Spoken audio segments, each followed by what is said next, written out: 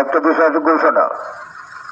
বিশেষ ঘোষণা এত দ্বারা অত্র অঞ্চলের সমস্ত জনগণকে জানানো যাইতেছে যে কাকরাবন ইলেকট্রিক্যাল সাব ডিভিশনের অন্তর্গত হরিজলা, ইটাছড়া, কাজ্যামণি, রানী, ক্যানাল চমনি, ভাঙ্গারপাড়, সোনামুড়া চমনি, রাজধরনগর, নান্না দিঘির পাড় এই সমস্ত বিভিন্ন এলাকার জনগণকে কোনো অবস্থাতে মাছ ধরার জন্য বা অন্য কোনো কাজের জন্য বৈদ্যুতিক লাইনের নিকটবর্তী জলাভূমিতে না যাওয়ার জন্য কঠোরভাবে সতর্ক করা হচ্ছে।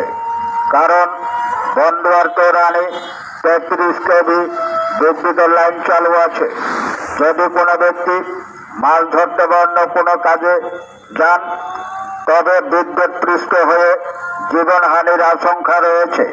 তাই জনগণকে সতর্ক থাকার জন্য বিশেষভাবে অনুরোধ করা যাচ্ছে। আদেশ অনুসারে গোমতী জেলা শাসক, উদয়পুর গোমতী জেলা।